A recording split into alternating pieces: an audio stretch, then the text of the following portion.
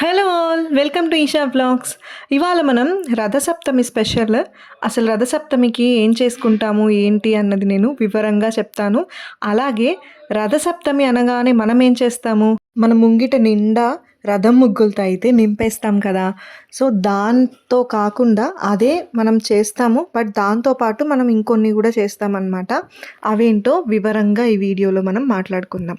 First అయితే కొంతమంది ఆచారం ప్రకారము చిక్కుడుకాయలు ఉంటాయి కదా, పందిరి చిక్కుళ్ళు అంటాం మనము. దాంతో అయితే రథంలాగా తయారు చేసి బయట తులసికోట దగ్గర పెట్టి అందులో చిన్న సూర్యభగవానుడి విగ్రహం ఉంటుంది కదా, చిన్నవి మనకి సూర్యుడివి వస్తాయి, వాటినైనా పెడతారు. లేదా ఒక ఆకు మీద గంధంతో గీసి సూర్యనారాయణని అక్కడ పెట్టి రథంలో తిప్పినట్టుగా భావిస్తారనమాట.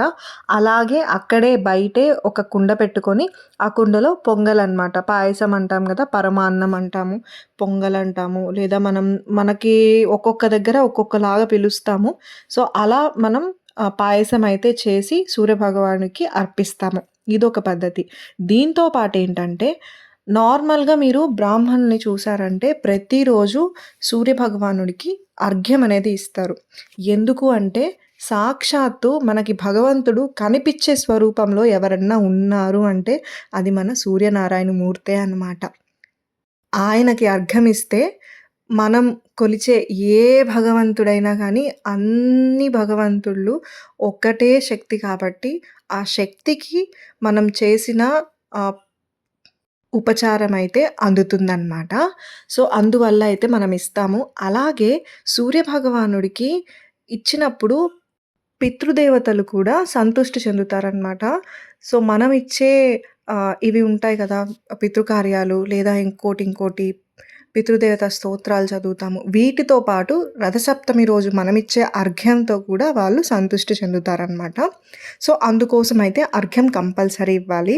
అండ్ మీకు చాలానే డౌట్స్ ఉంటాయి, నాకు తెలుసు. నాకు ఇలాంటి డౌట్స్లో నుంచి నేను ఒక క్లారిటీగా ఏం చేయాలి, ఎలా చేసుకోవాలి అన్నది నేను తెలుసుకున్నాను. కాబట్టి మీకు చెప్పాలని ఈ వీడియో అయితే తీస్తున్నాను అనమాట. సో అందరికీ ఒక చిన్న డౌట్ ఏంటంటే, ఆడవాళ్ళు అర్ఘ్యం ఇవ్వచ్చా? కంపల్సరీ ఇవ్వచ్చు. ఎలా ఇవ్వాలో నేను ఇప్పుడు ఒక చిన్న ప్రాసెస్లో అయితే చెప్తాను.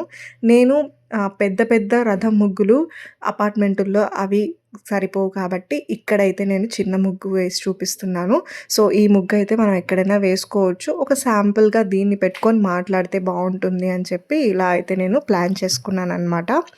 సో ఫస్ట్ అయితే మనం అర్ఘ్యం ఇవ్వడానికి కొన్ని వస్తువులు కావాలి. డైలీ మనం పూజలో వాడే వస్తువులే, కాకపోతే ఒక చిన్న ప్రక్రియలాగా చేసుకుంటే మనకి 5 నిమిషాల్లో అర్ఘ్యం అయితే సూర్యభగవానుడికి ఇచ్చేయచ్చు అనమాట. అర్ఘ్యం ఇవ్వడానికి ఇంకొక చిన్న టిప్ కూడా, తులసి కోటలో లేదా చిన్న మొక్కలో అయినా మనం ఇచ్చేయచ్చు. ఇవేనండి మనకు కావాల్సిన సామాన్లు. ఒక రాగి చెంబులో మనం మంచినీళ్ళు తీసుకోవాలి. అలాగే ఎర్రటి పువ్వులు, నేను ఇక్కడ మందారాలు తీసుకుంటున్నాను, అక్షింతలు కొన్ని, కొంచెం చందనం ఒక చిటికెడు ఉన్నా సరిపోతుంది. ఎర్ర చందనం అయితే ఇంకా మంచిది, దొరకని వాళ్ళు నార్మల్ చందనంతో అయినా చేసుకోవచ్చు. ఇక్కడ నేను ఎలా చేస్తున్నానంటే, ఫస్ట్ ఒక రాగి చెంబులో ఫుల్ వాటర్ తీసుకొని అందులో ఒక చిటికెడు చందనం అయితే వేసేసాను. ఇందులోకి నేను అక్షంతలు కొన్ని తీసుకొని అక్షంతల్ని కూడా అందులోకి వేసుకుంటున్నాను అనమాట. ఈ అక్షంతలు ఈ చందనం మంచిగా కలిసిపోయిన తర్వాత మనం ఏవైతే పువ్వులు తీసుకున్నామో, ఎర్రటి పువ్వులు సూర్యభగవానుడికి చాలా ఇష్టం అనమాట. అందుకని ఎర్రటి పువ్వులు అయితే మనము వాటర్లో వేసుకోవాలి. ఈరోజు వేసుకునే బట్టలు కూడా ఎరుపు రంగే ఉంటాయండి. ఒక్కసారి నమస్కరించుకొని ఆరు బయట ఎక్కడైతే సూర్యభగవంతుడు మనకు కనిపిస్తున్నాడో సూర్యభగవానుడు, అక్కడికి వెళ్ళి నించొని ఒక్కసారి దండం పెట్టుకొని ఓం సూర్యాయ నమః అని ఒక్కసారి తలుచుకొని మోకరిల్లాలి. అంటే మనం మోకాల మీద కూర్చొని అర్ఘ్యం చెంబు ఏదైతే మనం తీసుకున్నామో ఆ చెంబుని తల దాకా తీసుకొచ్చి అప్పుడు మనం విడిచిపెట్టాలన్నమాట. ఇక్కడ నేను అలాగే మోకాల మీద కూర్చొని తల దగ్గరికి పెట్టుకొని తులసి కోట పక్కన ఉన్న మొక్కలోకి అయితే నేను ఇక్కడ విడిచిపెడుతున్నాను. మొత్తం 12 నామాలండి. 12 నామాలు చదువుతూ అయితే ఇలా మనం విడిచిపెట్టాలి. ఏంటో కూడా ఒక్కసారి చెప్తాను చూడండి.